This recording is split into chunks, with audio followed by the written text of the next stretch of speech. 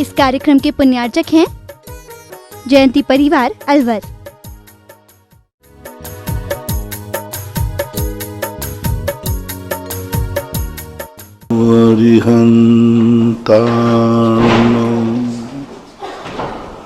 नमो सिद्धार्णं नमो आयर्याणं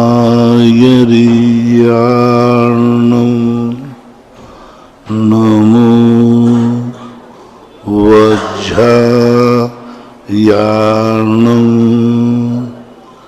नमो लोये सवशाहूर्णम।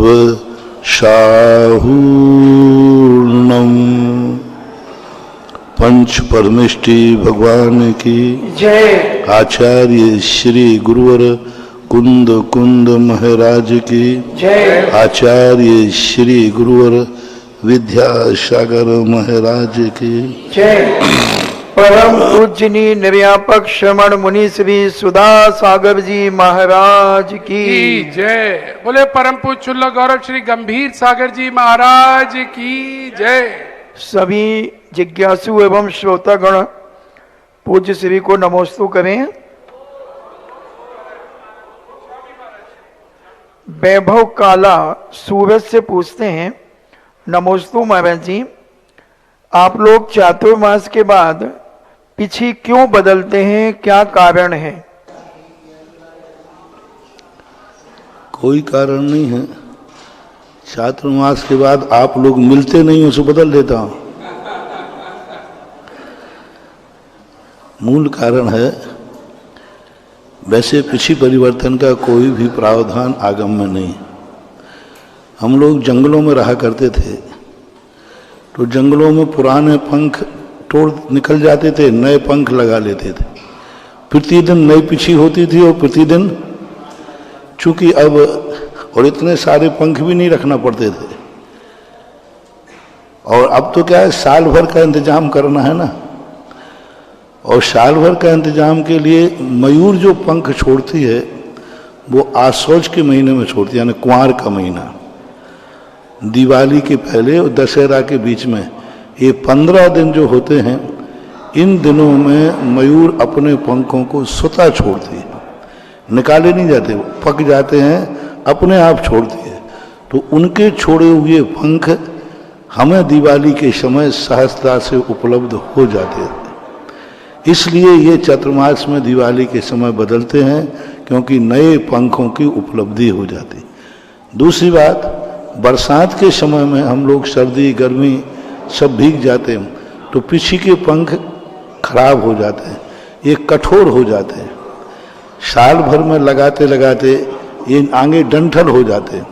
तो डंठल हो जाने से जब जीवों को हम लगाएंगे तो चींटी आदियों को तकलीफ होगी, चुभेगी। इसलिए दिवाली के लगभग पिछी को परिवर्तित कर देते हैं। ये ही मूल कारण है। और एक बार इसलिए परिवर्तन करते हैं कि साधु विहार करते रहते हैं, कब कहाँ क्या स्थिति बनेगी कह नहीं सकते। चातुर्मास में श्रावक और साधु का एक स्थान पर संयोजना बनती है, इसलिए चातुर्मास के बाद पिछिका का परिवर्तन रख लिया गया है सुविधा के अनुसार। महावीर कुमार जैन प्रतापनगर जयपुर से पूछते हैं, नमोस्तु महाराज जी, हम अपने परिवार सहित कार द्वारा अपने गंतव्य की ओर जा रहे थे कि अचानक एक 60 टन का 20 चक्के का ट्राला हमारी कार से आकर के भिड़ा और हमारी गाड़ी उसकी टक्कर से डिवाइडर पर चढ़ गई। चालक ने बहुत ब्रेक लगाए और हम परिवार के किसी भी व्यक्ति को खरोंच नहीं आई, जबकि कार बिल्कुल डैमेज हो गई थी। किंतु उसे उस स्थिति में कुछ समझ में नहीं आया, सिर्फ आपका चेहरा मेरी आंखों के सामने था। तो मेरी जिज्ञासा है कि ये अंधविश्वास है या आत्मविश्वास है या श्रद्धा है या कोई चमत्कार है? इसी को बोलते हैं श्रद्धा। श्रद्धा कभी अंधी हो ऐसा कोई नियम नहीं है। एक श्रद्धा जब होती है व्यक्ति के अंदर, तो ऐसे समय अपने इष्ट देव को याद करता है। इसलिए तो हम बार बार कहा करते हैं कि आराध्य देव अलग है और आराध्य गुरु अलग है। एक ऐसे गुरु को इष्ट बनाओ जिसका चेहरा बिना मेहनत के सडनली देखने में आ जाए। अब संकट आदि के समय, उस समय हम कितने साधुओं के चेहरे याद करेंगे। किसी एक साधु को अपना इष्ट गुरु बनाओ कि संकट के समय हमें एकदम उसकी शक्ल तुरंत सामने आ जाए।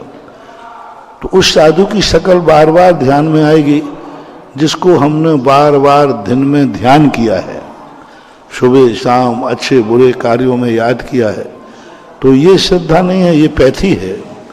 एक पैथी चलती है, पैथी के अंदर एक संप्रेषण होता है। हमारा कनेक्शन कभी आराध्य से जुड़ जाता है तो उसकी एनर्जी हमारे जीवन से संबंध रखती है, और जितने पावर की एनर्जी होगी वो उतने बड़े संकट से बचा भी लेती है, बचाती ही है। यदि ये सब नहीं होता तो शास्त्रों में इतनी कथाएं, इतनी घटनाएं लिखी हुई हैं, ये सब कभी ना कभी तो घटित हुई हैं, ऐसा माना चाहिए। डॉक्टर मगन जैन आष्टा से पूछते हैं, नमोस्तु गुरुदेव, विरह काल किसे कहते हैं? प्रथमोक्ष सम्यक्त और पंचम गुण स्थान का विरह काल कितना होता है? विरह काल का अर्थ होता है अंतरकाल। कोई भी वस्तु आज हमारे पास थी, वो हमारे पास से चली गई, लौट करके जब आए तो खाली स्थान को विरह काल बोलते हैं। प्रथमोपम सम्यक दर्शन का काल एक जीव की अपेक्षा पल्लुपम के असंख्यात वर्ष कम से कम है। प्रथमोपम सम्यक दर्शन किसी एक जीव को हुआ, द्वारा कब होगा? पल्लुपम के असंख्यात वर्ष बाद होगा, एक जीव की अपेक्षा। और देशवृत्ति का जो काल है वह उत्कृष्ट काल और जघन्य काल। जघन्य काल जो है वो एक अंतर मुहूर्त वर्ती होता है।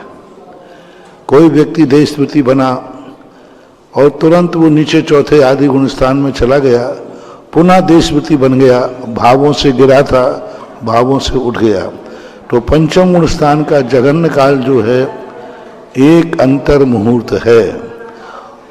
और उत्कृष्ट काल जो है प्रथमोपम सम्यक दर्शन का उत्कृष्ट काल अर्ध पुद्गल परावर्तन काल है।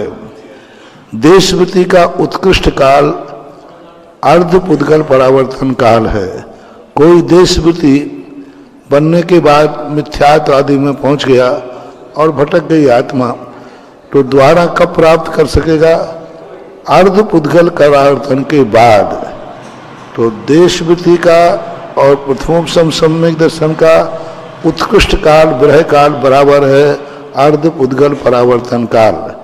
जघन्य काल प्रथमोपम सम्यक दर्शन का विरह काल पल्लुपम के असंख्यात महाभाग प्रमाण है, और देशवृत्ति का जघन्य काल एक अंतर मुहूर्त प्रमाण है। ऐसा एक जीव की अपेक्षा चाहिए।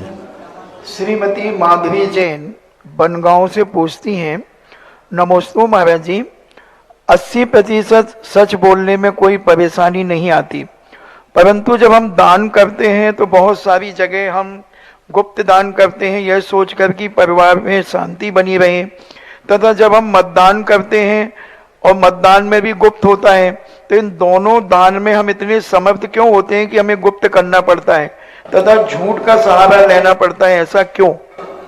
मतदान में भी गुप्त मतदान ये अंग्रेजों की देन है। पहले जो भी होता था सामने सामने होता था। हमारे यहाँ भारत में पहले मंदिरों के समाज के चुनाव होते थे, हाथ उठा के होते थे। पूरी सभा बैठी रहती थी, नाम प्रस्ताव करते थे, सब लोग हाथ उठा देते। पहली बात तो सर्वसम्मति से होती थी। एक व्यक्ति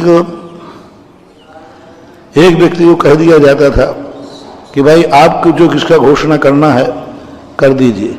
वो व्यक्ति जिसका नाम प्रस्तावित कर देता था कि फलाने को हम अध्यक्ष, तो पूरी समाज उसका समर्थन कर देती थी। धीरे धीरे इसमें बड़ी विचित्र स्थिति आने लगी, तो हाथ उठाए जाने लगे। कि भाई फलाने का नाम आया, हाथ उठा के समर्थन करो। जिसके ज्यादा हाथ उठ जाते थे वही पदाधिकारी बन जाता था। फिर धीरे धीरे गोटी डालने जाने लगे कि चलो अपन सबके नाम लिख करके गोटी डाल देते हैं। 4 अध्यक्ष के लिए है, गोटी डाल दो।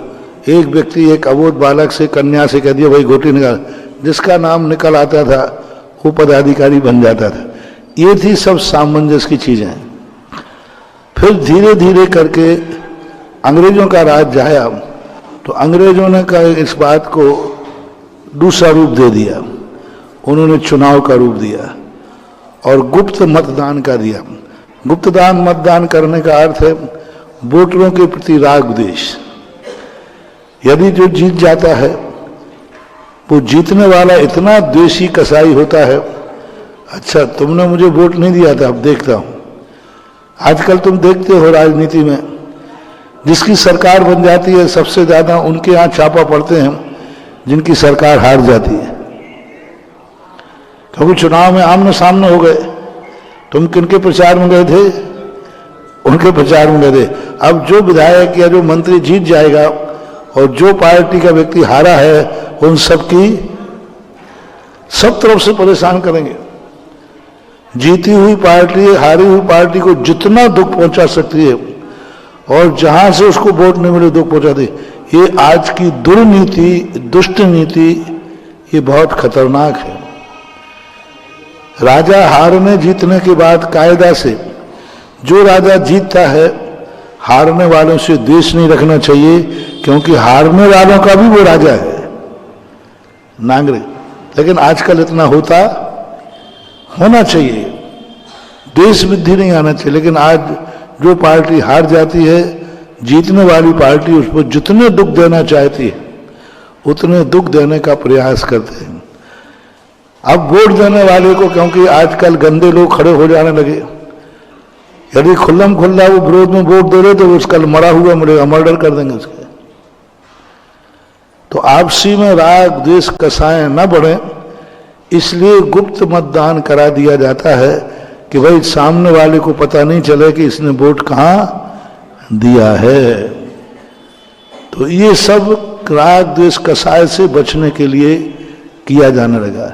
इसी प्रकार गुप्त दान नाम की चीज किसी भी शास्त्र में मैंने बहुत खोजा कि गुप्त दान ये कहां से चला, मुझे तो कहीं नहीं मिला।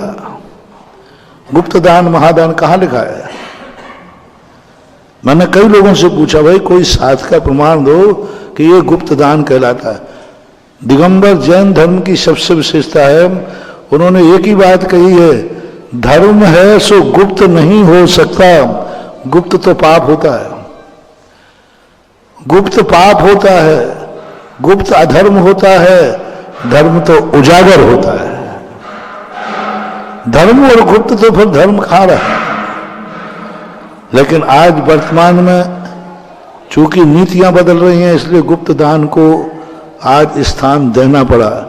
2-3 कारण हैं। पहला कारण है गुप्त दान देने का सरकार की दृष्टि में आ जाएंगे, सेल्स टैक्स, इनकम टैक्स की दृष्टि में आ जाएंगे, वो परेशान करेंगे कि लाओ तुम्हें पैसा कहां से लाए थे। तो एक सबसे बड़ा डर तो एक है, जो बड़े बड़े दान देते हैं। मैंने एक बार कहा था सरकारों से, मैंने कही आप लोग दान के लिए क्यों फ्री नहीं करते हो? दान भी तो समाज की सेवा है। हम ये दान जो आ रहा है ये सब बाजार में आएगा, मंदिर बनेगा, मजदूरों को नौकरी मिलेगी, बाजार में मार्केट में लोहा पत्थर आदि सब खरीदेंगे। तो आप लोगों दान तो एक है पूंजीपतियों से निकाल करके और समाज के बीच में लाते हैं, लेकिन दान के ऊपर भी टैक्स है और दान देने वाले को पूछा जाता है, इसलिए वो दान चोरी से देता है। और आज देखिए आप, सबसे बड़ी बात, पहले लोग एक्सीडेंट होता था कोई उसको उठाता नहीं था, अभी पुलिस वाले पकड़ेंगे, दुनिया भर का पूछेंगे और का उल्टा उल्टा तूने मारा है। पर अभी कोर्ट से आदेश हो गया कि जो एक्सीडेंटल केस को उठा के लाएगा उसके लिए पुलिस किंचित मात्र भी परेशान नहीं करेगी।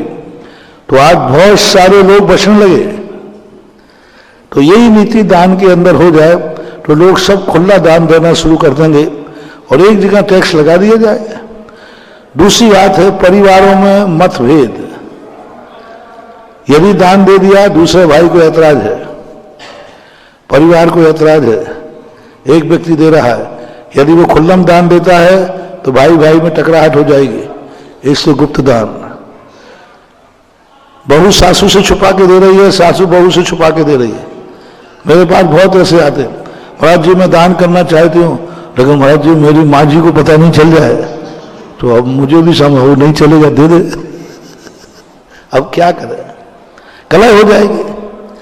और जिन घरों में हमने इस पर 2 दिन प्रवचन दिए थे अभी चातुर्मास के समय, कि जिन घरों में परिवार का व्यक्ति परिवार के किसी कलह के डर से गुप्त दान दे रहा है, तो जिनके डर से दे रहा है उनका बंटा झाड़ है।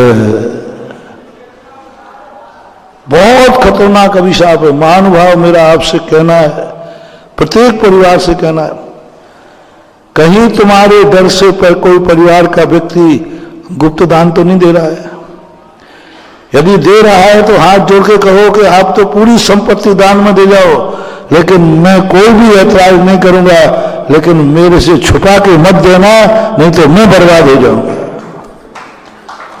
अब आपको ये सावधानी रखना है कि तुम्हारे से छुपा करके कोई दान तो नहीं दे रहा है, तो दान को रोकना नहीं, उसको फ्री कर देना। आप कह के दीजिए मैं तो समर्थन करूंगा, आप कितना भी दान दे के आओगे, मैं ऐतराज नहीं करूंगी, नहीं करूंगा।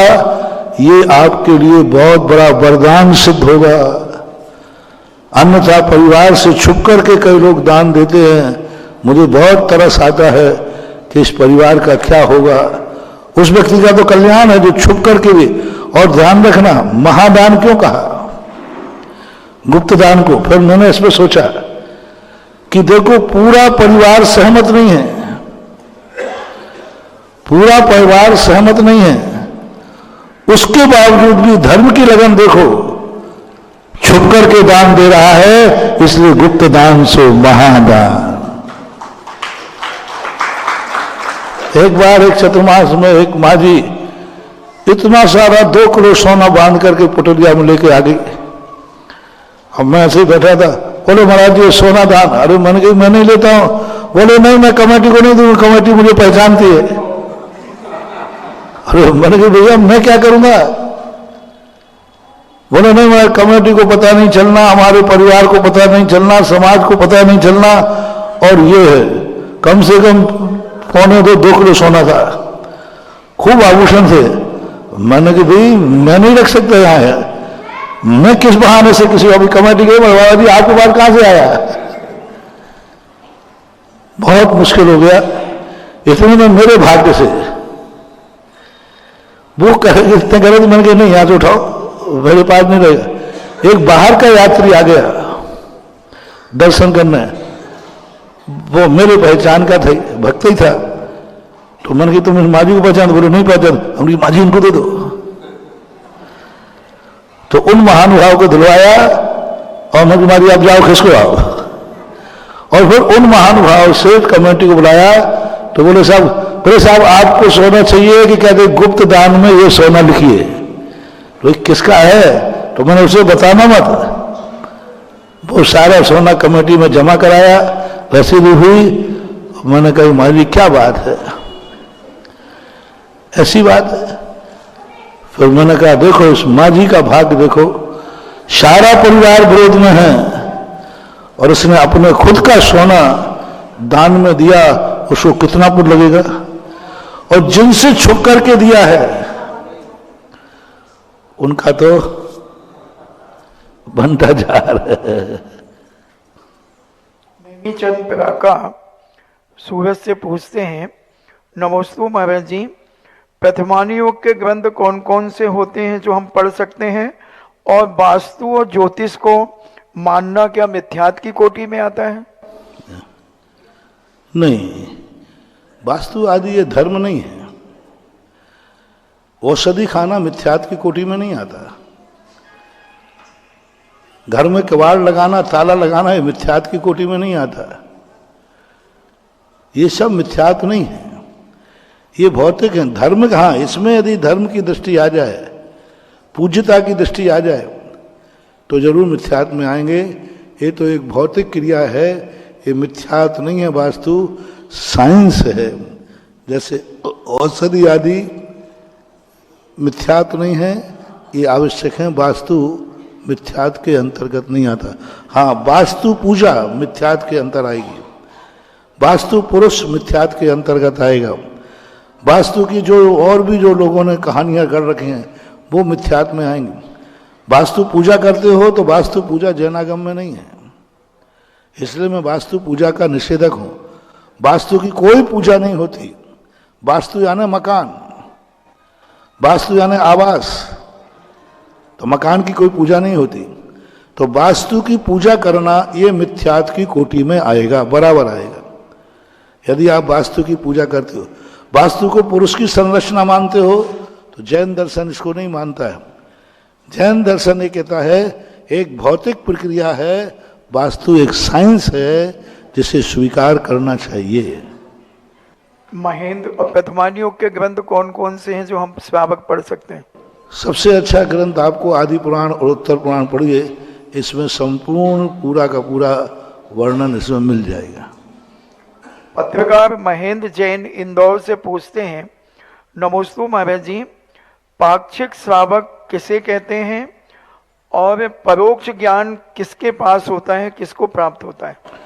पाक्षिक श्रावक का अर्थ होता है जो कुछ नहीं करता, धर्म नहीं करता, लेकिन धर्म का पक्ष लेता है। मुनि महाराजों को मोक्ष मार्ग यही है, स्वयं नहीं पालन कर पाएगा लेकिन धर्म का पक्ष जरूर लेता है, इसलिए पक्ष लेने के कारण से उसको पाक्षिक श्रावक कहते हैं। अविरत सम्यक दृष्टि को पाक्षिक श्रावक कहते हैं।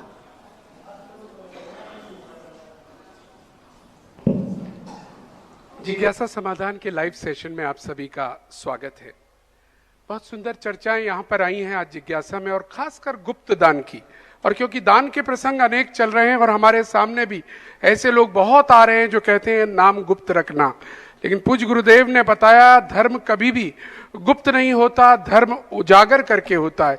लेकिन मजबूरी भी बताई, दूसरा पक्ष भी बताया, वो ये बताया सरकार से छुपाने, परिवार के छुपाने से ऐसा लोग करते हैं।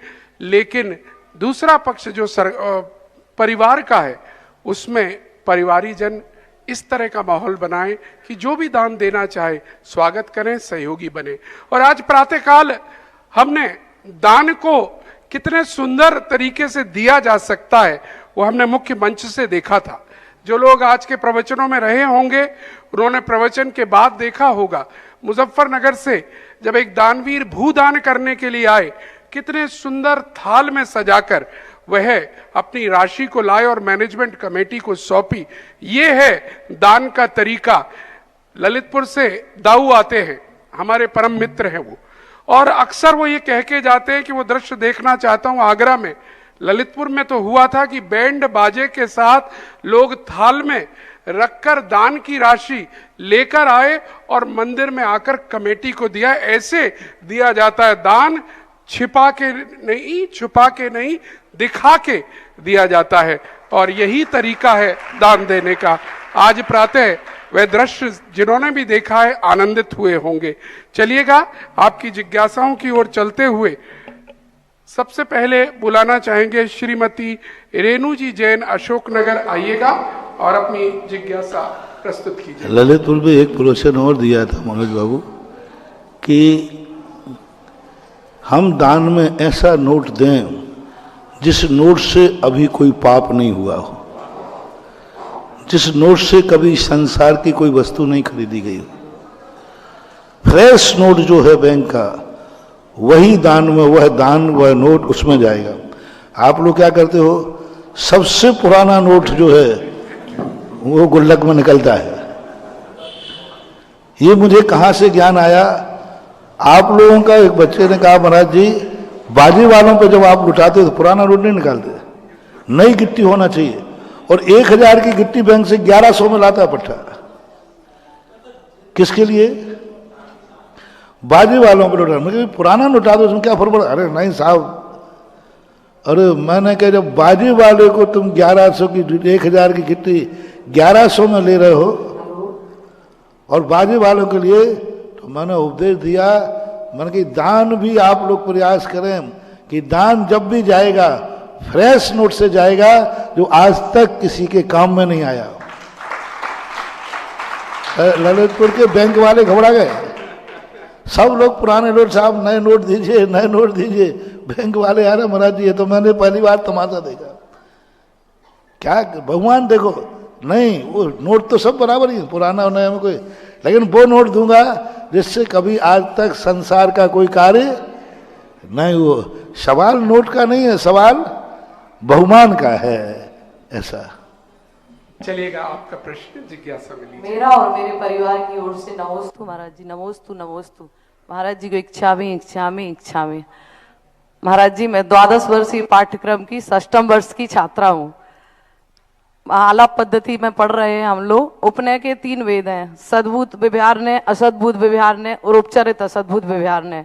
यही आगम नय में आते हैं, यही अध्यात्म नय में आते हैं, यही नय के वेद हैं। तो हम लोग कैसे समझें, हम समझ नहीं पा रहे महाराज जी। ये शब्द कठिन है, ये नए जितने हैं ये सब हमारे व्यवहार हैं, सब हमारे व्यवहार है। हम 24 घंटे करते हैं। आप लोग ये बोलेंगे कि नहीं ये चश्मा मेरा है, यदि आपके पास है तो ये मेरा चश्मा है। ये कहता है कैसे तुम्हारा, ये तो पुद्गल का है, ये तो प्लास्टिक का है, तुम्हारा कैसे हो गया? तो जैन दर्शन रास्ता निकालता है कि नहीं, उपचरित असद्भूत नय से मेरा है। उपचरित यानी ऐसा कहने में आ रहा है कि मेरा है, और व्यवहार क्यों है? क्योंकि मेरे काम में आ रहा है। मेरा नहीं है, मेरे काम में आ रहा है, इसलिए व्यवहार है। उपचार इसलिए कह रहा हूं क्योंकि ये पर होकर के भी मेरा उपचार। अब इसी को अनुपचरित कह लो, तो अनुपचरित किसे कहते हैं?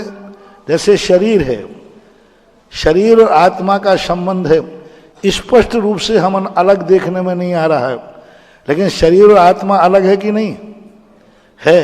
तो इससे बोलते हैं अनुपचरित असद्भूत व्यवहार नय।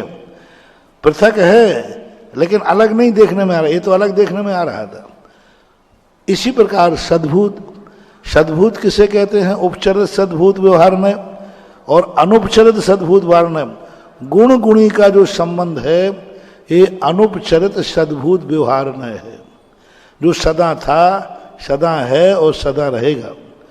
और उपचरित सद्भूत व्यवहार में क्या है?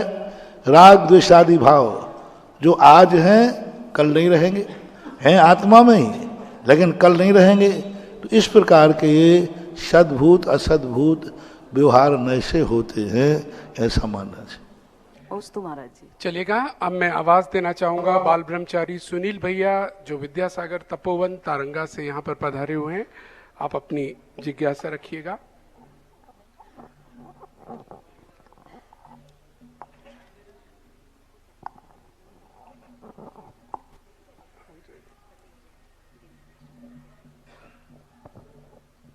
मेरे आराध्य गुरुवर परम पूज मुनिश्री के चरणों में कोटि कोटि नमस्तु। परम पूज छुल्लक श्री के चरणों में इच्छामी। पूज मुनिश्री, जैसे पंचकल्याणक होते हैं उस समय कोई श्रावक श्राविका एक बार माता पिता बन जाते हैं, तो फिर दूसरी बार जब कोई विधान आदि होते हैं तो उसमें वो दूसरा कोई इंद्र सौधर्मी निशान आदि बन सकते हैं या नहीं? ऐसा पहली बात तो पंचकल्याणक के अलावा अन्य विधानों में इंद्राधिक बनने का कोई प्रावधान शास्त्रों में नहीं। पंचकल्याणक में तो बराबर है, क्योंकि वहाँ तो सौधर्मेंद्र बन करके ही क्रिया दिए थे। लेकिन अन्य विधानों को करने के लिए सौधर्मेंद्र आदि बनने की जरूरत नहीं है, क्योंकि ये मानवों के विधान हैं और जो मानवों के द्वारा विधान किए जाते हैं, इंद्रध्वज महामंडल विधान वो इंद्र ही करता है। लेकिन कल्पद्रुम आदि जो विधान है, सिद्धचक्र मंडल आदि जो विधान है, ये देवता नहीं करते, ये देवताओं के द्वारा नहीं किए जाते। इसलिए इन विधानों में वस्तुतः ही मानव के विधान है, कोई उल्लेख नहीं आया। मात अकेले नंदीश्वर द्वीप में जाकर के वो 8 दिन तक नंदीश्वर भगवान मंदिरों में पूजा करते हैं। पंचकल्याणक देवता ही करते हैं, ये निश्चित है। और बाकी के जो विधान हैं सब मानवों के द्वारा होते हैं। अब ये परंपरा जो चली है, फिर महाराज ये परंपरा आगम विरुद्ध है, बंद करना चाहिए। इस पर मैंने विचार किया, बंद नहीं करना चाहिए, क्योंकि ये परंपरा गलत नहीं है, लेकिन अनिवार्य नहीं है। गलत इसलिए नहीं है क्योंकि नियम होता है कि भगवान की जो भक्ति है, सबसे पहले उसकी प्रभावना बनाने के लिए, उसकी महिमा बनाने के लिए हमें किसी महापुरुषों को लाया जाता है जो प्रमाणिक होते हैं, जो अवधिज्ञानी होते हैं। तो हम स्वधर्मेंद्र आदि को इसलिए लाते हैं कि देखो यह पूजाएं स्वधर्मेंद्र आदि भी करते हैं। इसका मूल प्रमाण है भक्तांबर स्तोत्र। पूज्यवर ने भक्तांबर स्तोत्र मानवों के लिए किया था, लेकिन सबसे पहले भक्ति किससे कराई?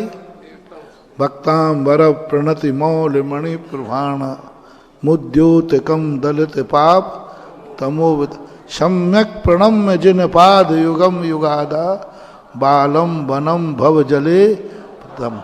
सबसे पहले है भगवान आपके चरण कमलों की पूजा मानव को उपदेश दिया जा रहा है।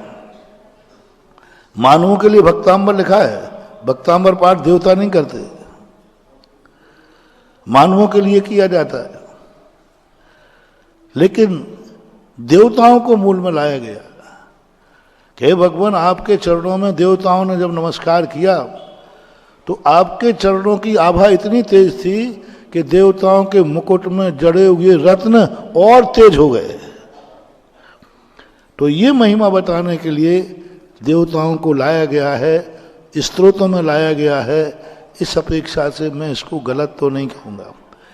इसलिए अन्य सिद्ध चक्र मंडल आदि विधानों में चलो फिर भी अपन एक रास्ता निकालते हैं, क्योंकि ये प्रश्न बहुत आता है। तो स्वधर्मेंद्र आदि तो ना बने तो अच्छा है, लेकिन वो मैना सुंदरी बन सकते हैं, चक्रवर्ती बन सकते हैं, यज्ञ नायक बन सकते हैं, मांडलिक राजा महाराजा बन सकते हैं, ये बन सकते हो। एक बात। दूसरी बात, यदि बन भी जाए माता पिता स्वधर्मेंद्र तो कोई बाधा नहीं, क्योंकि ये उपचार से है, चलती का नाम गाड़ी है, तो बन सकते। जरा तालियां जोरदारी के साथ बजाइएगा। स्याद्वादमयी तेरी वाणी। पूज्य श्री दोनों पक्ष रखते हैं और इतना सुंदर विश्लेषण करते हैं। ऐसा ही नहीं, ये भी है, यही एक जैन दर्शन की विशेषता है। और पूज्य श्री जब गोते खाकर निकाल के लाते हैं उत्तर, तो दोनों उत्तर निकलते हैं, चाहे वो गुप्त दान की बात अभी हमने कुछ देर पहले सुनी या अभी सुनी, तो उचित मार्ग बता दिया। बाकी जैसा आप कर रहे हैं करिए, मार्ग बता दिया। अब चलते हैं अगले जिज्ञासा समाधानकर्ता की ओर और आवाज देना चाहेंगे श्रीमती लता जी जैन, नागपुर। आ जाएं। नागपुर लता जी।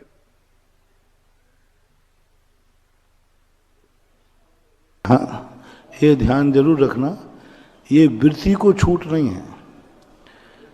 माता पिता को आपने कैसे छूट दे दी महाराज जी? जवाब इसलिए छूट दे दी कि माता पिता उसी भव में मोक्ष जाते, ऐसा कोई नियम नहीं। अविरत गुण स्थान उनका है, चौथा गुण स्थान।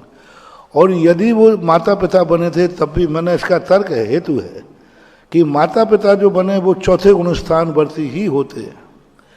जितने तीर्थंकरों के माता पिता होते हैं वे सब चतुर्थ गुण स्थान वर्ती ही होते हैं, वृत्ति नहीं, प्रतिमाधारी नहीं, कुछ नहीं। अब चौथे गुण स्थानधारी माता पिता वो बने तो अविरति थे, वो असंयमी थे वो, और मर करके जाएंगे। और स्वधर्मेंद्र भी कौन है? वो भी असंयमी है।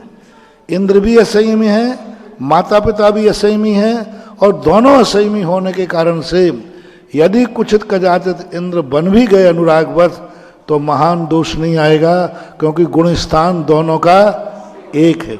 लेकिन प्रतिमाधारी है, वो चाहे कि मैं स्वधर्मिंद बन जाऊं, नहीं, तुम्हारा गुणस्थान पंचम है और स्वधर्मिंद का गुणस्थान चौथा है, तो वृत्ति किसी भी हालत में इंद्रादिक पद ग्रहण नहीं करेगा, ये तर्क है। नमोस्तु महाराज जी, नमोस्तु नमोस्तु महाराज जी, इच्छामी महाराज जी, इच्छामी महाराज जी, इच्छामी महाराज जी। महाराज जी, मेरा सवाल ये है कि यदि गर्भगृह में सोने का काम करवाया जाए तो उसके लिए क्या भगवान को अलग विराजमान करना पड़ेगा? उसकी व्यवस्था है, किस ढंग की व्यवस्था है, करने वाले कैसे हैं। कुछ इतने अच्छे करने वाले होते हैं कि वे शुद्ध नहा धो करके, धोती दुपट्टा पहन करके और भगवान का बचाव करते हुए करते हैं। अब एक राजस्थान में काम करता है, आमा आदि में किया, अभी 2 दिन से यहीं भी था। उस व्यक्ति को किसी भी कितनी भी प्रतिष्ठित मूर्ति सौंप दो, वो अच्छी जाति के और बहुत नहा दो, तुमसे ज़्यादा नहा दो, लघु शंका भी जाएगा तो आके पूरे कपड़े बदलेगा, फिर कपड़े बदल करके फिर कपड़े शुद्ध पहन करके फिर काम करेगा।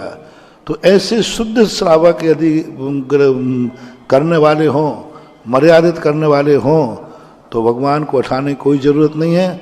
उनको थोड़ा व्यवस्थित लकड़ी आदि से या फाइबर ग्लास से बंद कर दें, जिससे कोई चीज़ धोखे से गिर ना जाए।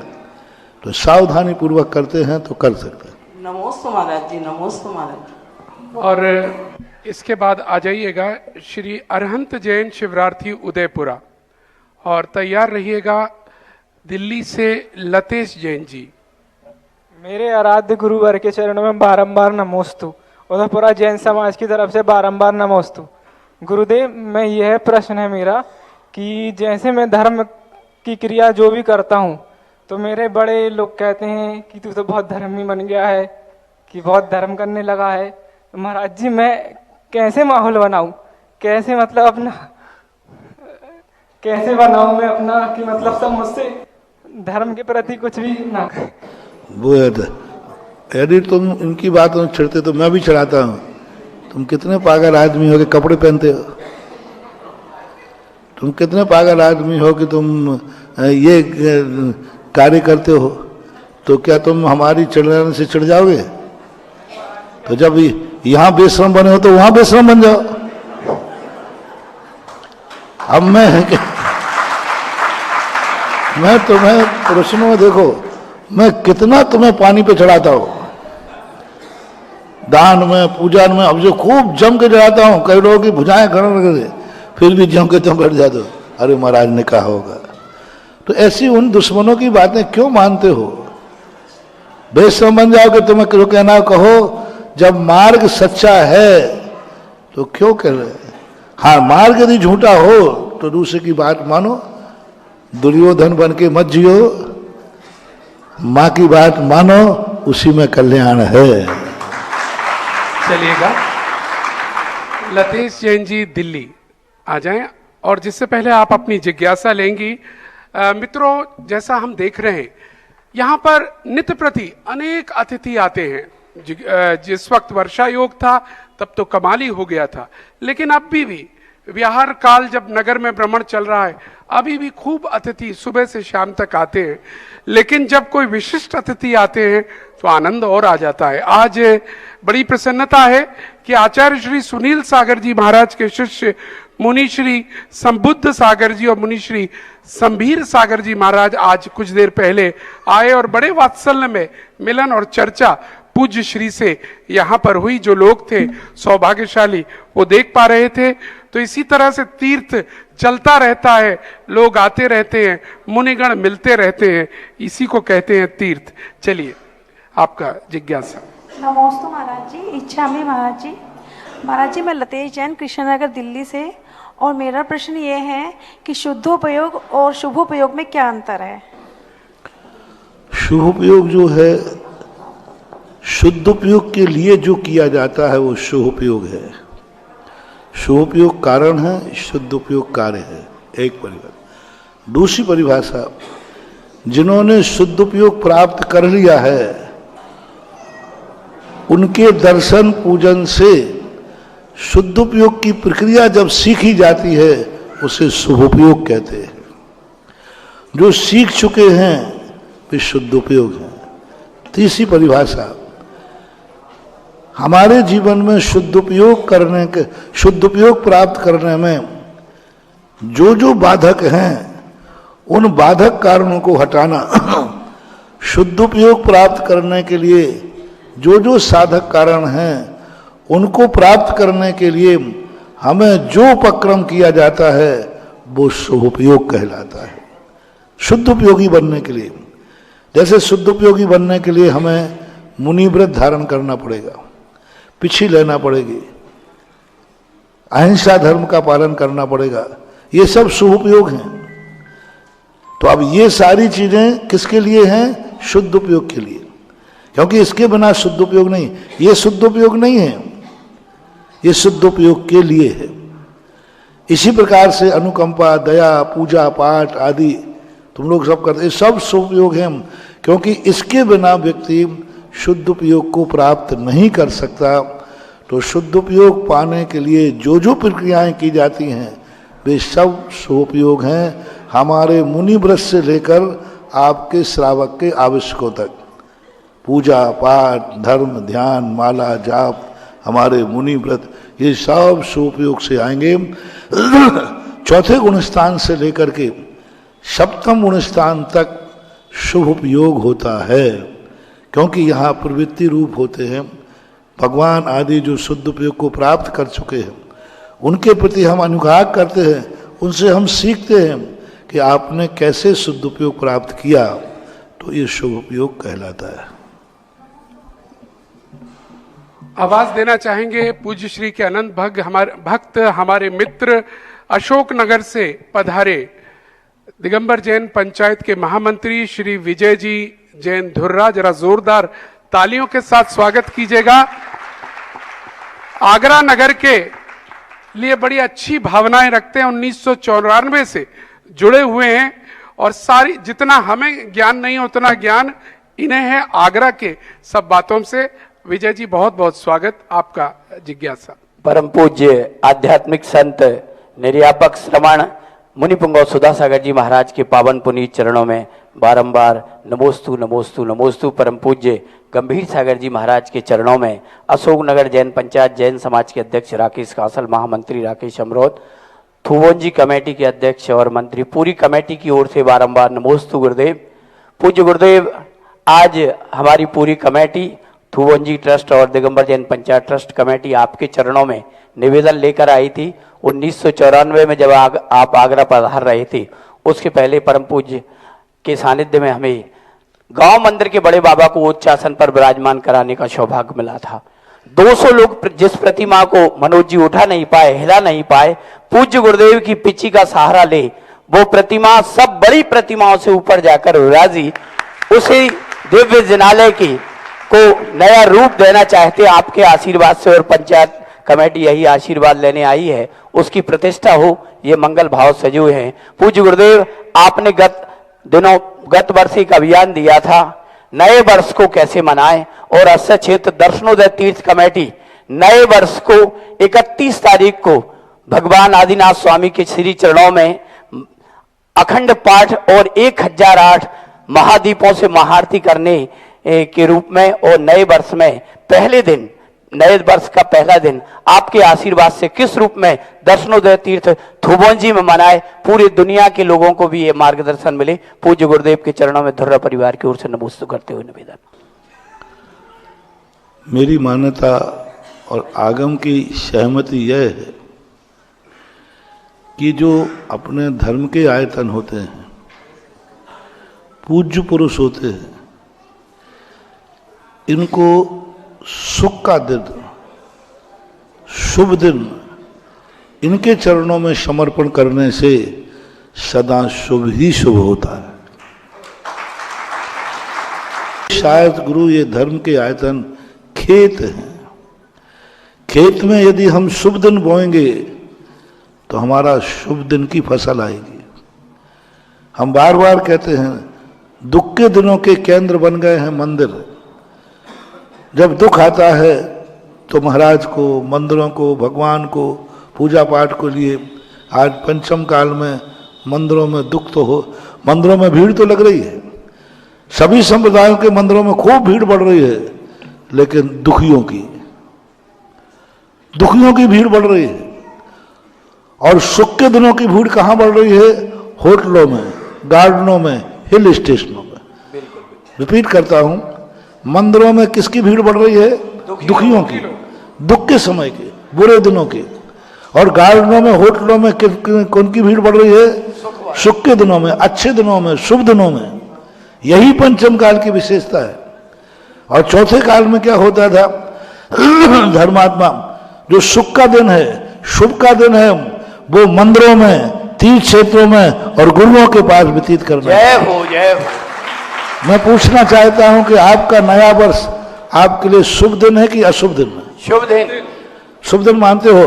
तो उस दिन पिछली बार मैंने कहा था, सारे भारत के लोगों को मेरा राष्ट्र के नाम संदेश है, भारतीय लोगों के लिए, यदि नया वर्ष आपको शुभ करना है, यदि शुभ है, तो नए वर्ष का दिन नियम से अपने भगवान के पास, अपने गुरुओं के पास, अपने तीर्थ क्षेत्र पर व्यतीत करना। जय हो, जय हो, जय हो। यदि नया वर्ष आपको मुबारक करना है, मांगलिक करना है, तो नए वर्ष के दिन कोई भी व्यक्ति भारत का होटलों में भोजन नहीं करेगा, अपने माँ के हाथ का करेगा, अपने पत्नी के हाथ का करेगा, अपने घर में करेगा।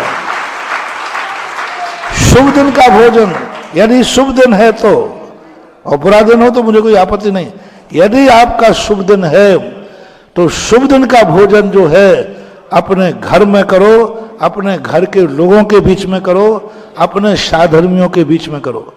और जो शुभ दिन अपने घर में भोजन करता है, जाओ उसके घर में कभी अन्न की कमी नहीं आएगी। जय हो, जय हो, जय हो। जो शुभ का दिन अपने घर में करता है, जाओ उसका ऐसा बीमारी नहीं आएगी कि वो अन्न खाने लायक भी नहीं रहेगा। क्योंकि शुभ का दिन 31 को तुम्हें जो करना है वो करना, 2 को तुम्हें जो करना है वो करना, 1 तारीख के दिन मेरे भक्तों के लिए आदेश है, निर्देश है कि वो 1 तारीख के दिन अपने घरों में भोजन करें, या फिर धार्मिक आयोजन जहां हो, तुम्हारे गुरु महाराज, तीर्थ क्षेत्र, वहां जो सामूहिक भोजन हो वहां करें, होटलों में भोजन न करें। क्योंकि वो दिन आपको शुभ है। 1 जनवरी आपको शुभ है। शुभ दिन कैटर्सों के हाथ का नहीं, शुभ दिन होटलों में जाके नहीं, शुभ दिन गार्डनों में जाके नहीं, जहां पापी लोग जाते हैं, जहां देखकर पाप के भाव होते हैं, जहां देखकर बुरे भाव होते हैं, ऐसे स्थान पर 1 जनवरी को नहीं जाना। बाकी तुम्हें जब जाना है तो जाओ, मैं मना नहीं कर रहा हूं। 1 जनवरी को दिन वहां नहीं जाना जहां तुम्हारे परिणाम बिगड़ते हैं, जहां तुम्हारे राग द्वेष बिगड़ते हैं, जहां वासनाएं जागती हैं, जहां पर तुम्हारे ऐसे उन स्टेशनों पर 1 जनवरी को नहीं, क्योंकि वो तुम्हारे लिए शुभ दिन है, मंगल का दिन है। होटल कभी मांगलिक नहीं हो सकती, होटल कभी मांगलिक नहीं हो सकती, गार्डन कभी मंगल रूप नहीं हो सकता, हिल स्टेशन कभी मांगलिक नहीं हो सकती। मांगलिक होता है तीर्थ क्षेत्र, मंदिर, अपना परिवार, तुम्हारे माँ बाप। जय हो। एक दिन उनके बीच में रहो, उनके साथ रहो, घर में रहो। माता बहनों से मेरा कहना है, बेटे को आदेश दो, बेटा पूरी साल भर तुझे जहां खाना हो वो खा, 1 जनवरी को तू मेरे हाथ की रोटी खाएगा और मैं तुझे बना के खिलाऊंगी। पत्नियों से कहना है, पतियों को हिदायत दो, 1 जनवरी को आप किसी कैटर्स के हाथ की रोटी नहीं खाओगे। 1 जनवरी को पूरा दिन मैं तुम्हें भोजन बना के खिलाऊंगी। बोलो क्या खाना है? बनाऊंगी मैं, खाओगे तुम। 1 जनवरी के दिन पूरा परिवार मिलकर के अपने घर के साथ भोजन करो, तुम्हारा परिवार अखंड होगा, कभी टूटेगा नहीं। अगर कभी तुमने 1 जनवरी शुभ दिन, शुभ दिन आपने घर में बैठ करके, तुम्हारा घर कभी खाली नहीं होगा, उजड़ेगा नहीं, क्योंकि तुमने शुभ दिन, पूरे दिन आप लोग घर में रहे, एक साथ खाया पिया, शुभ दिन, वो शुभ दिन है तुम्हारे लिए। और यदि मांगलिक करना है तो पूरे परिवार को लेकर तीर्थ यात्रा पर जाओ। 1 जनवरी गुरुओं के पास, 1 जनवरी तीर्थ, जहां पर तुम्हारे परिणाम न बिगड़ते हो, जहां पर तुम्हारे परिणाम अच्छे होते हो, जहां पर परिणामों में कसाय वासनाएं नहीं जाती हों, ऐसे स्थान पर 1 जनवरी व्यतीत करो। तुम्हारा बेटा बिटिया कभी तुम्हारे कुल को कलंकित नहीं करेंगे, कभी तुम्हारे कुल के लिए कलंकित, क्योंकि उनका शुभ दिन शुभ के स्थान पर बीतेगा। दुर्भाग्य का दिन है कि 1 जनवरी को मंदिर खाली रहेंगे, होटलें भरी रहेंगी। दिवाली हो, होली हो, क्या मचा रखा है तुमने? जो भी शुभ दिन आया बस घूमने गार्डन का, मंदिर खाली। और अशुभ दिन आ जाए तो बाबा जी महाराज जी कहाँ हो? हाँ है, यहाँ बैठे, तुम्हारे बाप का नौकर हूं जो तुम बैठे हो। दुख के दिन आए तो मंदिर है, भगवान है, तो यहां भी कुछ भी नहीं होने वाला तुम्हें। भगवान मैं आपको पुकार रहा हूं, हाँ दुख का दिन है। अरे दुख के दिन में तू भगवान को भगवान कह रहा है, दुख के दिन में तो लोग गधे को भी बाप कह देते हैं। सुख के दिनों में भगवान याद आवे, सुख का शुभ दिन भगवान के चरणों में व्यतीत करो। इसलिए 1 जनवरी को मेरा टैग टू ऑर्डर मानो मेरे जो भक्त हैं, 1 जनवरी को हर जैनी या तो घर में मिलेगा या तीर्थ क्षेत्र में मिलेगा या गुरु के पास मिलेगा। ये 3 स्थान तुम्हारे हैं, 3 स्थान तुम्हारे हैं, क्योंकि वो 1 जनवरी आप शुभ मानते हो। आपको वंश दिवाली आप शुभ मानते हो, जो दिन आप जन्मदिन आप शुभ मानते, शादी की सालगिरह शुभ मानते हैं गुरु। जोर से बोलो, अरे डरते क्यों, शर्म देखो, बोलो शुभ मानते हैं। मानते हैं बिल्कुल। नहीं मानते हो तो मना करो, मुझे तो क्या आपत्ति है। बोलो शादी की सालगिरह कैसा मानते हो? शुभ। जन्मदिन कैसा मानते हो? नया वर्ष कैसा मानते हो? जो शुभ दिन मानते हो वो 3 स्थानों पर रहेंगे, या तो घर में या तीर्थ यात्रा पर और या फिर गुरु महाराजों के बाद चौथा कोई भी स्थान तुम्हारा नहीं होगा। जाओ, तुम्हारे 3 दिन, जन्मदिन, शादी की सालगिरह, नया वर्ष, दिवाली, ये 3 दिन तुम्हारे लिए मुबारक हो। मेरा दोनों हाथ से आशीर्वाद। जय हो। नमोस्तु नमोस्तु नमोस्तु गुरुदेव। हाँ जन्मदिन, जन्मदिन आ गया, जन्मदिन भी, जन्मदिन तो है ही। जो तुम्हारे शुभ दिन हो, यदि तुम्हारे लिए मुबारक चाहिए है, जो होटलों में बिताएगा, गार्डनों में बिताएगा, दुनिया भर के हिल स्टेशनों में जाएगा, उसकी जिंदगी का मैं कुछ भी नहीं। फिर लौट कर कुछ हो जाए तो मेरे पास मत आना। मैं एक ही बात पूछूंगा, साल भर में कोई दुर्घटना हुई तो मैं एक ही बात पूछूंगा, 1 जनवरी को कहाँ था तू? यदि तुमने कहा होटल में था, नगर यार बाहर। ऐसे हुड़दंग करने वालों को मैं आशीर्वाद नहीं देता हूं।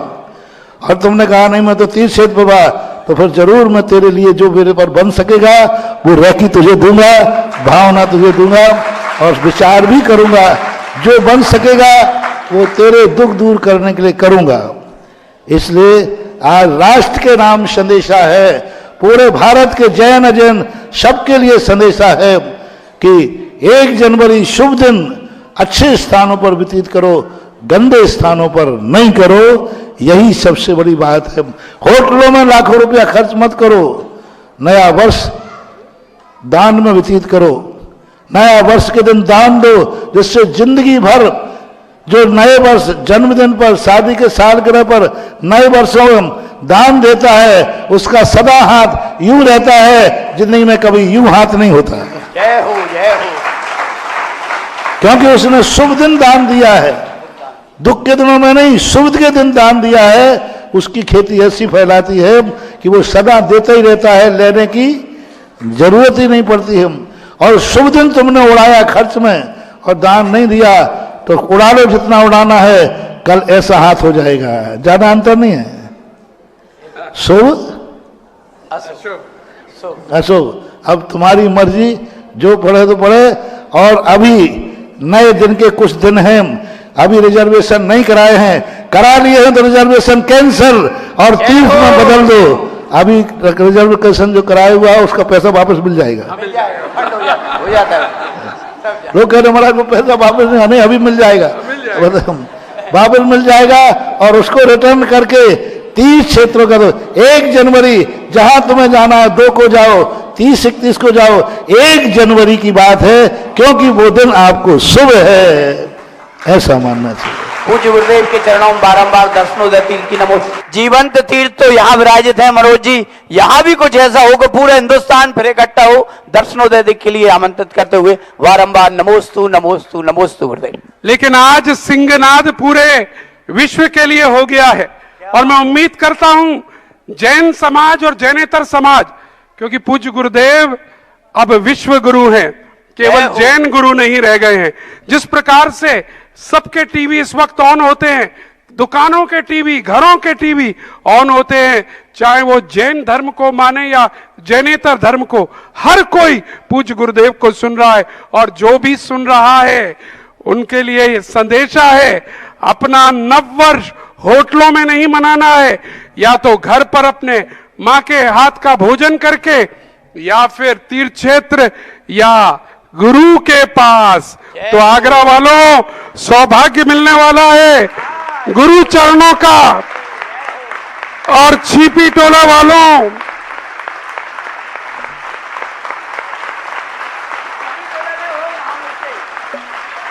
छिपी टोला में यो मनोज जी महामहोत्सव। छिपी टोले वालों, आपका पुण्य प्रबल नजर आ रहा है। कुछ ही दिन तो रह गए, हो सकता है कि यहां पर ये नववर्ष का आयोजन अपन मनाएं। तो बस अपना पुण्य गाढ़ा करो। और अगर पूज्य गुरुदेव आगे निकल जाएं तो भी चिंता नहीं, अभी भी आगरा में ही रहेंगे, ये पक्का है। तो इसलिए पीछे पीछे आ जाना जहां भी पूज्य गुरुदेव आ जाएं। चलिएगा, जिससे पहले मैं श्रीमती मोना जी जैन छिपी टोला जो तैयार रहे अपनी जिज्ञासा के लिए, उनका नाम लूं और वो अनुरोध करूं। उससे पहले कुछ दान आए हैं लोकोदय तीर्थ। आज प्रातः काल भी आप सबने देखा मुख्य मंच से, और अब भी। और एक बड़ा सुंदर प्रसंग अभी है। आज श्रीमान वीरेंद्र कुमार जी, विभोर कुमार जी जैन मोठिया परिवार, देखिए अभी अभी गुरुदेव ने क्या कहा, जब आपके यहाँ शुभ प्रसंग हो तो कहां जाना? देव शास्त्र गुरु के पास। और प्रातःकाल वो परिवार यहां पर आया और यहां पर गुरु चरणों में, क्योंकि उनके यहां पर लक्ष्मी रूपी पुत्री प्राप्त हुई है और आज उनको एक आयोजन करना था। तो ऐसा आयोजन क्या जब तक गुरु सानिध्य ना मिले। और गुरु सानिध्य कैसे मिलता है?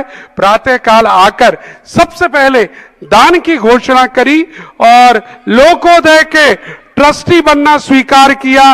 वीरेंद्र जी मोठिया ने 100 कलश की राशि और देकर। आज सबसे बड़ी खुशी हुई कि भारत में अभी तक जितने लोग आए, बेटों के जन्मदिन पर तो दान की घोषणाएं बहुत होती हैं, बेटी के जन्म दिवस पर 100 कलश की घोषणा पहली बार हुई। बहुत बढ़िया, वाह। बेटी बचाओ बेटी पढ़ाओ का आज मंगलाचरण हुआ है। बेटी के जन्मदिन पर 100 कलश का दान कितनी बड़ी बात कहलाती है, विचार की बात। कन्याओं की भ्रूण हत्या करने वाले सुनो, कन्या वो होती है जिसके जन्म पर 100 कलश का दान दिया जाता है, वो है लक्ष्मी। वाह, इसे कहते हैं दान। और भी कुछ आज दान की राशि हम यहाँ बोलना चाहेंगे, 2 मिनट का समय हमें दीजिएगा। आज एक प्रतिमा जो सहस्त्रकूट जिनालय में दान करने की घोषणा श्रीमान मुकेश कुमार जी मनी जैन गोदाम वाले परिवार ने की है। इसी तरह सहस्त्रकूट जिनालय में एक प्रतिमा श्रीमती मंजू जैन वाइफ और राजकुमार जी जैन, पुत्र अमित जैन, शिखा जैन, आदिक जैन, विहान जैन अंबा वाले परिवार ने यहाँ पर घोषणा की है। इसके अलावा श्रीमान दिलीप कुमार, अंकिश कुमार जैन पट्टे वाला परिवार ने भी एक प्रतिमा छिपी टोला से यहाँ दान करने की घोषणा की है। अनिल कुमार, विशाल कुमार जैन, ये भी पट्टे वाला परिवार है, इनके यहाँ से भी एक प्रतिमा सहस्त्रकूट जिनालय में दान करने की घोषणा की है। और पट्टे वाले परिवार से ही तीसरी प्रतिमा नकुल कुमार सुषमा जैन के क्या सुषमा जैन परिवार के द्वारा एक प्रतिमा की घोषणा की गई है। जरा सभी के लिए हाँ जोरदार तालियां। एक ही परिवार है और एक ही परिवार में से प्रतिमाएं अलग अलग नाम से, ये नहीं कि हम तो पूरे परिवार से एक, और एक प्रतिमा श्रीमान राम बाबू, अंगूरी देवी, उमेश कुमार, सुगम जैन, ध्रुव, सीरी जैन, अतिशय, रुद्वी, मीटर वाला परिवार, ऋषभ विहार, निर्मल सदन, छिपी टोला आगरा की ओर से दी गई। अगर ये परिवार यहाँ हो तो आकर श्रीफल अर्पण करिएगा।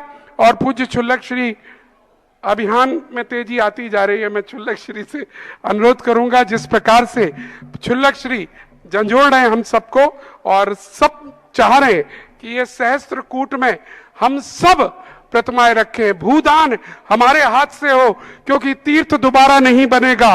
और इसके अलावा भी हम पर आए हैं, हम भूल ना जाएं, और वो नाम है कंचन देवी, सरिता, नीलम जैन, गुवाहाटी आसाम से भूदान के रूप में 1,11,000 रुपए की राशि दान के लिए हमें ऑनलाइन भेजी गई है। जोरदार तालियां इनके लिए। और भी कई नाम बाहर से आ रहे हैं। हमारा सबसे अनुरोध है, जो भी एक के ऊपर 1, 2, 3, 4, 5 और 11 कलश का तो सीधा नाम लिखा जाएगा, आप सब करिए और कृपया करके यहाँ आइए और आपकी जिज्ञासा आइए। गुरुदेव के चरणों में नमोस्तु नमोस्तु नमोस्तु। गंभीर सागर महाराज के मैं इच्छामी इच्छामी इच्छामी। गुरुदेव, मेरी जिज्ञासा ये है, राया शेरनी को उनकी धर्मपत्नी ने धर्म मार्ग पे लाई थी। महाराज जी, हमारी ऐसा कौन सा सौभाग्य है कि हमारे जन्मदिन पे हमारे पति ने हमको इतना बड़ा उपकार दिया कि एक जैन मंदिर बनवाने की घोषणा की। इससे बड़ा हमारे लिए एक सौभाग्य क्या होगा गुरुदेव? ऐसा कौन सा हमारा पुण्य उदय हुआ कि हमें इतना बड़ा आशीर्वाद मिला? आगरा एक कोई नई परंपरा नहीं है। आगरा में प्राय पति अपने पत्नियों के नाम से अच्छी चीज स्मारक बनवाते हैं शाहजहां का। और मेरा प्रवचन यही था कि पाश्चात्य संस्कृति में कोई व्यक्ति बनाता है तो पत्नी की स्मारक बनाता है, और भारतीय लोग पत्नी की स्मृति में मंदिर बनवाते हैं। फर्क इतनी है। ये तो भारत की परंपरा है, माँ की, पत्नी की, बच्चों की स्मृति में कुछ ना कुछ होते हैं। यही सबसे बड़े प्यार का, भारतीय संस्कृति का इजहार है। ये सबसे बड़ी चीज होती है। तो ये संस्कार ऐसे ही होना चाहिए। चलेगा। श्रीमान संजीव जैन, छिपी टोला, आइएगा शीघ्रता से। और समय कह रहा है कि अब कार्यक्रम को धीरे धीरे हम समापन की ओर ले जाएं। संजीव जी। साथ साथ विराजमान श्रेष्ठ गुरुवर के चरणों में कोटि कोटि बार नमोस्तु नमोस्तु, इच्छामी इच्छामी इच्छामी। गुरुवर, मेरी जिज्ञासा है कि हम क्षेत्र पर जाते हैं, सिद्ध क्षेत्र, तीर्थ क्षेत्र, तो हमने अभी अधिकतर देखा कि जो भी इससे होते हैं वो पाषाण की प्रतिमा में होते हैं, कभी धातु की प्रतिमा में ऐसा कुछ सुनने नहीं मिला। ये क्या मेरा मन का भ्रम है या इसमें कुछ सच्चाई है? नमोस्तु। मूर्तियों के लिए तो शास्त्रों में पाषाण रत्नों की धातुओं का उल्लेख है, लेकिन चूंकि पहली बात पाषाण की, अन्य धातुओं की मूर्तियां बड़ी विशाल पुरानी मिलती भी नहीं है, पहले इतनी ढलती नहीं थी, पाषाण की तो बनती थी। दूसरा कारण है कि पीतल की मूर्तियों में, धातुओं की मूर्तियों में संग्रह करके बनाया जाता है, और पाषाण की मूर्तियों में जो वेस्टेज है उसको निकाल के बनाया जाता है। पाषाण की मूर्ति बनाई नहीं जाती, उस आकार में जो बाधक है उसको अलग किया जाता है। तो दिगंबर मुनि मुद्रा वही तो है, कुछ अलग से मिलाना नहीं है। जो बाहर का ग्रहण किया है, जो काम का नहीं, उसको उतार देना ही तो दिगंबर धर्म है। तो मूर्ति एक दिगंबरत्व का प्रतीक है, कुछ बाहर से लाया नहीं गया। मूर्ति के आकार में जो बाधा थी उस पत्थर को छांट के फेंक दिया गया। जो मूर्ति संदेशा देती है तुम्हें कुछ भी नहीं करना भगवान बनने के लिए, जो बाहर से तुमने विकृतियां जोड़ ली हैं, जिससे तुम्हारे आत्मा का स्वरूप ढक गया है, बस उनको छांट दो, अपने आप तुम भगवान बन जाओगे। तो एक मनोविज्ञान में पाषाण की मूर्तियों के संबंध में एक उल्लेख किया था। बहुत पहले एक लेख निकला था, जो प्रश्न आपने किया, ये प्रश्न के उठाकर किया, क्यों पाषाण की मूर्तियों का विशेष महत्व होता था? क्योंकि वो ग्रहण नहीं करती हैं। बल्कि जो आकार में बाधक है उनको अलग करती है, मूर्ति अपने आप बन जाती है। तीसरा कारण है पाषाण की मूर्ति पर दृष्टि टिकती है, और उनकी दृष्टियों पर देखो, आपने देखा होगा एकदम जो वाइट गोलियां होते हैं उनको कितनी देर देखोगे तुम? जो विदेशी लोग होते ना, वो ज्यादा देखने का मन नहीं होता, क्योंकि उस पर दृष्टि टिकती नहीं। जो शाइनिंग होती है मूर्तियों पर, उस पर ज्यादा देर दृष्टि नहीं टिकेगी, दर्द होने लग जाएगा आंखों पर। और जो देसी पाषाण की मूर्तियां होती हैं उन पर दृष्टि टिकती है, कितनी देर देखते जाओ, ऐसा नहीं लगता कि पलक झपकाना है। तो जिस मूर्तियों पर दृष्टि टिकती है उसमें एनर्जी जल्दी डेवलप होती है, यह भी एक कारण है। शास्त्रों में ऐसा अलग से कोई कारण हमें देखने में नहीं आया। ये मात्र चिंतन है, विचार है, एक सोचने का तरीका है, आगम में ऐसा कोई भेदभाव नहीं है। चलिए जरा तालियां बजाइएगा।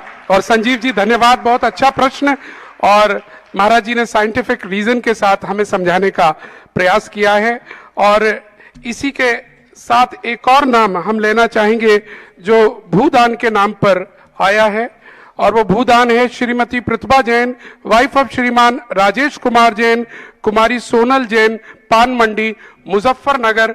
1,11,000 रुपए की राशि इन्होंने भेंट की है भूदान के रूप में। इस समय पूरा भारत उमड़ रहा है लोकोदय में दान देने के लिए। मित्रों, हमारा भी किसी का दान ना रह जाए, ऐसा ना हो हम सोचते रहें भारत के लोग तो सब दे रहे हैं, लेकिन आगरा के लोग कहीं सोचते ना रह जाएं। इसलिए ये लोकोदय जो अभी तक हवा में था, जी हाँ साथियों, क्योंकि पूज्य श्री के दिमाग की उपज थी, पूज्य श्री बस बोलते जा रहे हैं, और जो बोलते जा रहे हैं वो हवा में पूर्ति होती जा रही है। लोग हवा में ही हाथ उठाते जा रहे हैं, ये मेरा, ये मेरा, ये मेरा, ये स्वीकृति। लेकिन एक आध दिन में ही अगर सब कुछ ठीक रहा तो आपको इसी मंच से हो सकता है उसकी तारीख, जमीन पर आने की तारीख भी आपको सुनाई पड़ेगी बहुत जल्दी। बस प्रार्थना कीजिएगा, ये जो हवा में अभी लोकोदय है वो जमीन पर कब आने वाला है। और जिस दिन जमीन पर की घोषणा होगी और जमीन की तारीख आएगी, जिसे हम शिलान्यास कह सकते हैं, छोड़ना नहीं मित्रों। जो भी आयोजन हो, जहां भी हो, जितनी दूर भी बुलाया हो, एक एक बच्चा बच्चा उस स्थान पर, बाहर वाले भी सुन लें, व्यवस्था कर देंगे, हम सारे होटल बुक कर देंगे, चिंता ना करिए। लेकिन आइएगा, वह दिन पवित्र होगा, क्योंकि ताजमहल को टक्कर देने का समय आने वाला है। आपको एक सूचना दे दे, अभी कल बहुत सुंदर प्रतियोगिता, सम्यक्ता चरण प्रतियोगिता आयोजित हुई, और इस बार बहुत तेजी से उसका पारितोषिक वितरण होगा कल जिज्ञासा समाधान के बाद। जिन लोगों ने भी उसमें भाग लिया था वो कृपया करके कल जिज्ञासा समाधान के बाद अवश्य आएंगे। और भी जो लोग आए थे ऑनलाइन सुन पा रहे हैं वो कृपया अवश्य यहाँ पर आइएगा। और अब है आरती का। जो छिपी टोला के लिए जो उम्मीदें वीर सागर महाराज को थी और आप लोगों को थी, मेरा काम थोड़ा सा अलग ढंग का होता है। जो काम करना पारदर्शिता से करना, मैं कोई काम गुपचुप नहीं करता। हाँ, थोड़ी देर जरूर गुपचुप रखता हूँ, क्योंकि लोग गड़बड़ भी करने वाले होते हैं। तो आज 2 दिन का समय दिया था छिपी टोला के लिए, कि छिपी टोला का भी मंदिर को हम वो रूप देना चाहते हैं जो आगरा वाले लोकोदय के बाद किसी को देखेंगे तो छिपी टोला को देखेंगे।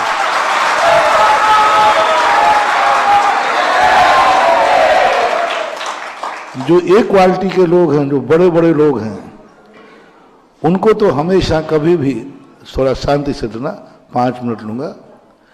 जो एक क्वालिटी के लोग हैं उनको कभी भी मूर्ति नहीं बैठाना चाहिए अकेली। जो एक क्वालिटी के लोग हैं उन्हें कभी वेदी नहीं बनाना चाहिए अकेले। जो ए क्वालिटी के लोग हैं उनको कभी मंदिर नहीं बनाना चाहिए। ए क्वालिटी के लोग जो है उनको भूमि सहित, वेदी सहित, मूर्ति सहित, मंदिर शिखर सहित बनाना चाहिए। क्योंकि ये क्वालिटी का अर्थ होता है कि वो इतना बड़ा दान पहले दिया है और आज दान देगा, तो ऐसा व्यक्ति भूपाल बनता है, प्रजापति राजा बनता है, जिसकी स्वयं की भूमि होती है, स्वयं का महल होता है और स्वयं का राज्य होता है। इसलिए जो ये क्वालिटी के लोग हैं उनके लिए तो लोकोदय तीर्थ क्षेत्र है। किनके लिए? जो स्वयं की भूमि पर भूदान करके स्वयं का मंदिर में स्वयं की वेदी और स्वयं की मूर्ति, और एक नहीं 3-3 मूर्तियां बैठा लें, तो एक क्वालिटी के लोग थोड़ा कान में रुई लगा लें। मैंने उनको दे दिया, वो लोकोदय पधारे हैं। अब जो यहाँ का मंदिर बनने वाला है उसके लिए 2 दिन का समय दिया था। जितनी बहसें थी, जितनी सर्दे, सब मेरे कमरे में आ गए। और खुशी की बात है कि मैंने जो सोचा है उस पर पूरे छेपीटोला की सर्वसम्मति की छाप लगे और सबने एक ही विश्वास जलाया, हमें गुरु जो कहेंगे वही हमारा सोच है और वही हमारे लिए नमोस्तु है। मैं भी इतने जल्दी नहीं समझता था कि छीपीटोला के लोग इतने जल्दी मान जाएंगे, लेकिन उन्होंने 5-15 मिनट की चर्चा, डिस्कशन हुई, उन्होंने अपनी भावना बताई और मैंने जब उन भावना को कहा तो उन्होंने कहा, महाराज जी अब नहीं मांगूंगा मैं, क्योंकि मांगने में तो हम घाटे में रहेंगे। आप जो दोगे वो छप्पड़ फाड़ के मिलेगा और मैं मांगूंगा तो मिले माए। बहुत अच्छे वातावरण से पूरे परिवारों ने आकर के और अपनी अंतरंग भावना रखी। मेरी तबीयत भी खुश हो गई और वो भी सब मेरे कमरे से खुश होकर के निकले। तो अब वो टाइम खत्म हो गया है। अब इस मंदिर के संबंध में भी अब मैं सोच रहा हूं, आज रात में सोच सका तो कल, नहीं तो कल सोचने के बाद परसों तक तो कोई ना कोई सोच अच्छा आ ही जाएगा और बहुत अच्छा स्वरूप तुम्हारे सामने आएगा, बहुत बढ़िया आएगा, बहुत अच्छा रूप उसका भी प्रस्तुत होने वाला है। चिंता मत करना, यहाँ का मंदिर तो यूं बन जाएगा, लोकोदय यूं और छेपीटोला यूं।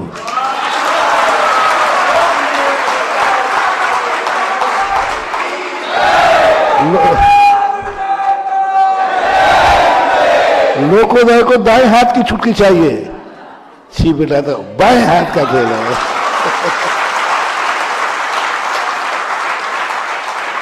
ऐसा कहते ना, आप लोग बोलते हो अरे ये कार्य तो हमारे, तो छीपीटोला तो अपन अच्छा कर ही लेंगे और इतना शानदार होगा कि आने वाले लोग इसको भी याद करेंगे।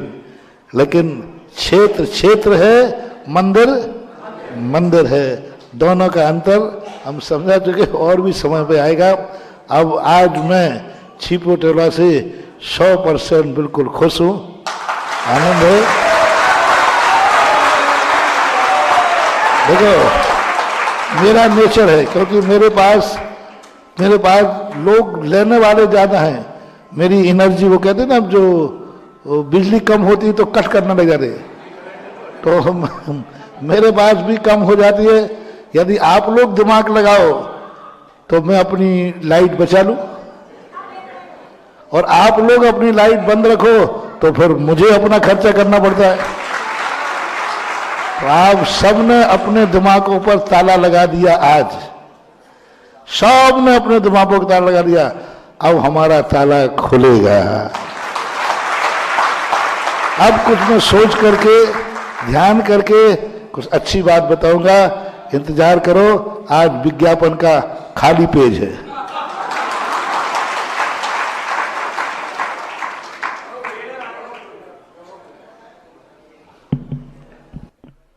तो छीपीटोला वालों, बहुत बड़ी खुशखबरी आपको मिलने वाली आने वाले दिनों में, और पूरे विश्व को भी बहुत बड़ी एक तरफ मंदिर और एक तरफ तीर्थ क्षेत्र, अंतरराष्ट्रीय तीर्थ क्षेत्र, सबकी तिथियां और योजनाएं सबके सामने आने वाली हैं।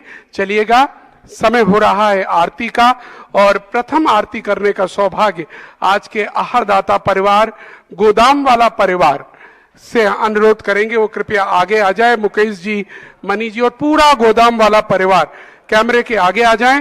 और भी किन्हीं के भाव हो तो मात्र 11,111 रुपए में आप आरती करने का सौभाग्य ले सकते हैं आगे आकर। बाकी सब लोग कैमरे के पीछे रहेंगे।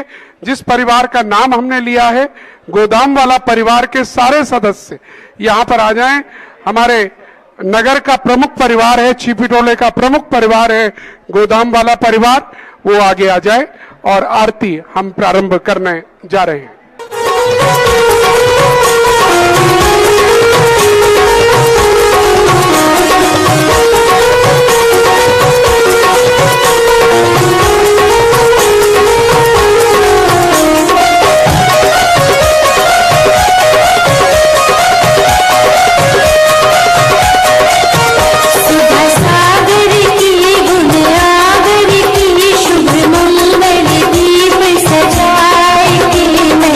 आज